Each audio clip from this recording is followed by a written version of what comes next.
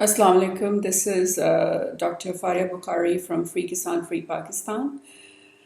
Today I want to talk about Pakistan resolution and our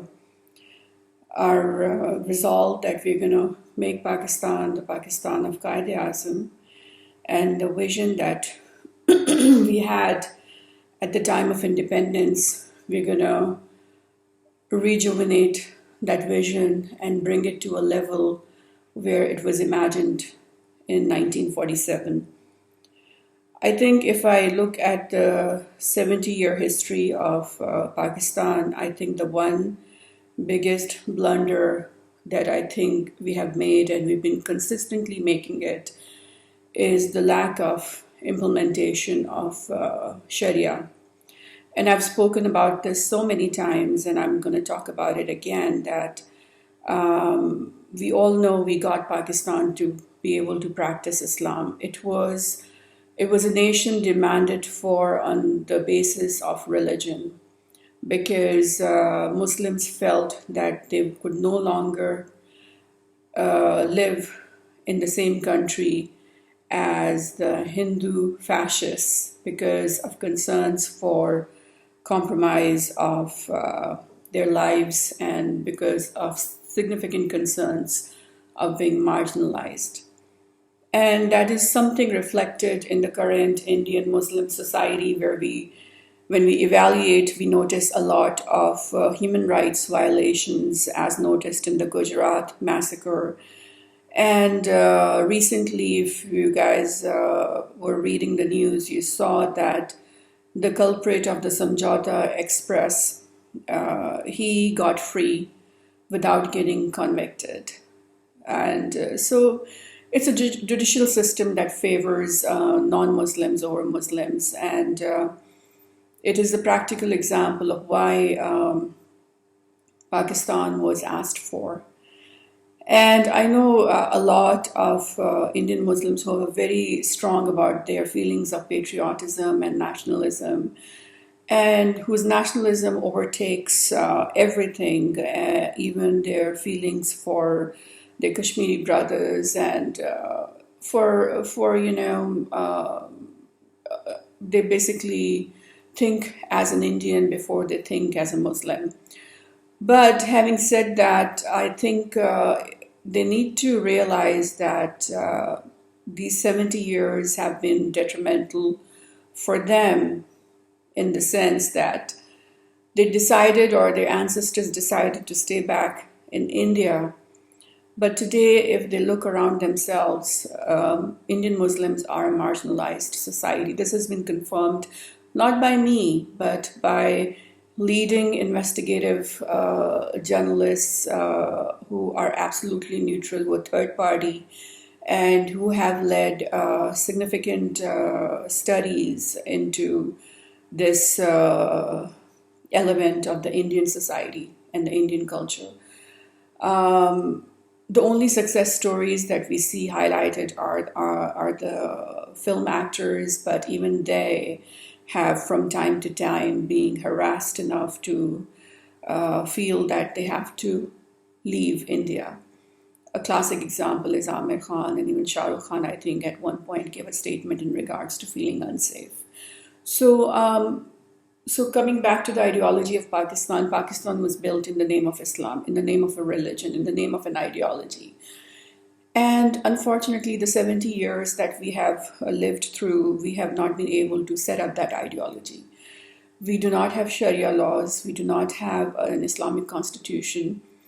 Bhutto came, he wrote a constitution. However, he did not make Islam a priority. And we saw some of the most un-Islamic and rituals being carried out during the Bhutto time. Alcoholism was everywhere. There were a lot of things going on that could be condemned under Sharia laws. But having said that, let's not talk about the past, okay, anymore. Whatever happened, happened. Let's talk about today. Let's talk about tomorrow, because we do not have any control over what happened. We do not have a time travel machine. What we have control over is today and tomorrow. We can carve the future, we can carve today. We cannot do anything about the past. What we need to do today, I think, as a priority, as Pakistanis, not just living within Pakistan, but all over the world, what we need to do is to build a strong Islamic constitution that defends the Muslims, that defends the non-Muslims living in Pakistan against any kind of human rights violations. And then also, that also provides prompt justice. There's a lot of criticism over Saudi and Iran's system of justice, but the one thing that we are missing over here is that Saudi has one of the lowest rates of crime. It is one of the most. I mean, it's a place where you can leave your shops open. I don't know how many of you have had a chance to go to Saudi to perform pilgrimage. I got a chance to go there, and it was an amazing feeling. We did Hajj Akbar, and all the shops are left open because there's no fear of any theft. And this is a message I would like to relate to the non-Muslim society also, who always blemish Saudi as a very evil society. I think they need to be more open-minded when they talk about Saudi. Saudi has Sharia laws, and Saudi is one of the best examples of how Sharia laws can actually improve the rate and the incidence of crime in a society. And they may sound harsh to the non-Muslims, but the reality is that they actually curb crime significantly, so that the incidence goes down significantly. I mean, I have statistics to back up my statement, and this is not like my statement. These are facts and figures. And I've done videos on that as well. And I'm going to do one big one where I'm going to prove through facts and figures that Sharia actually is protecting the masses from crime, from injustice, from human rights violations.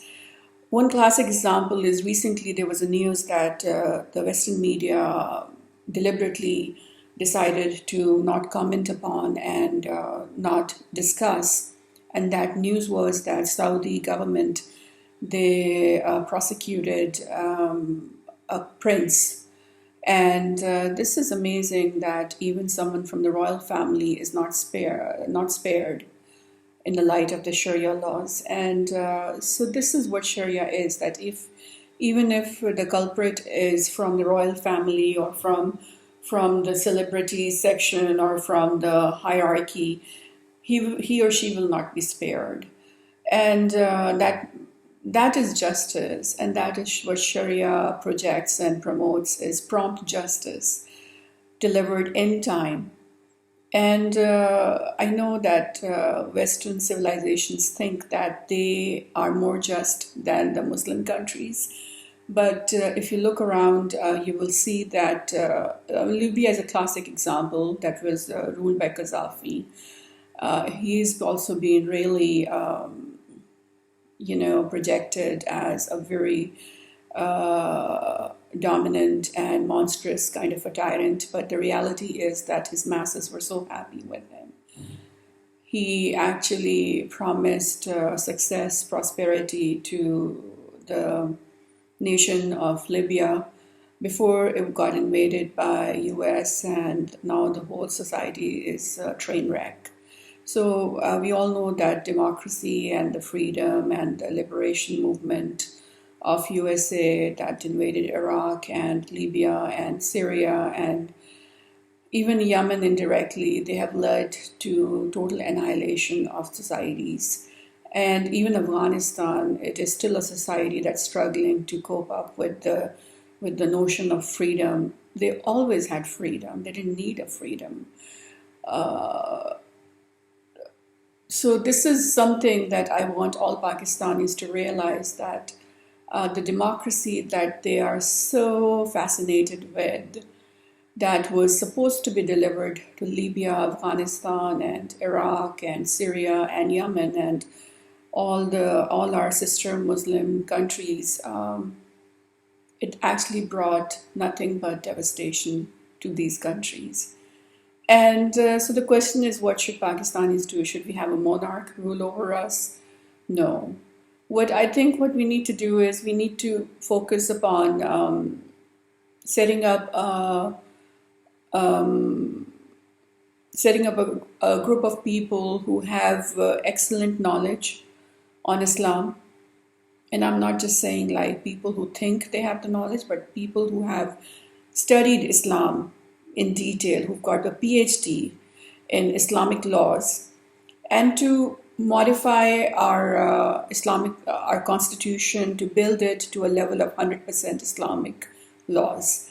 Brunei did that. Brunei actually adopted Sharia laws as its main constitution, and they're doing very well. So when it comes to crime and when it comes to injustice, when it comes to human rights violations, Sharia actually protects its masses from everything. And it delivers prompt justice. It delivers a system where wrong cannot survive. Even if there's high-tech espionage, I've been mentioning again and again that democracy is not a possible phenomenon to exist because of the fact that we have very high-tech espionage.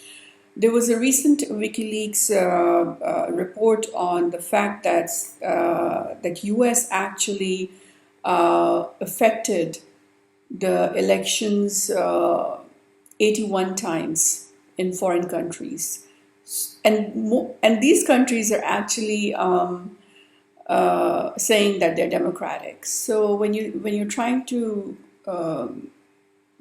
orchestrate a democratic election and you think you have done it rightfully, the reality is you haven't, because this election was hacked. This election was influenced by third parties for specific interests. So at the end of the day, you have not had democracy all this time. You've only had an illusion of democracy.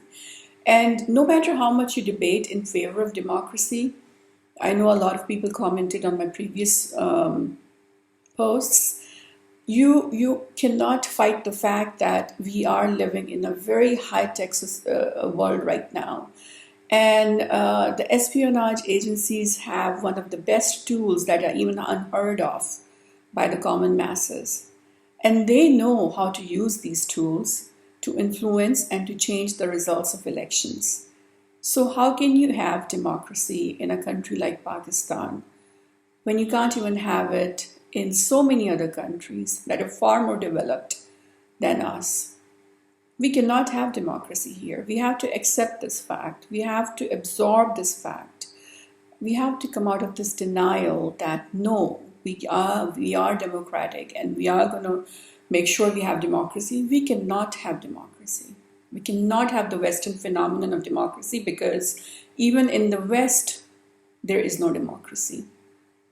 So what you're looking at is a bubble that's going to burst, that's almost burst with the inception of Trumpland, as you can see, conversion of US to Trumpland.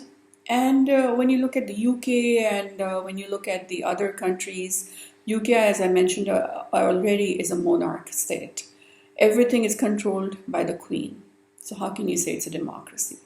And then French elections, now WikiLeaks also reported that French elections were influenced by US.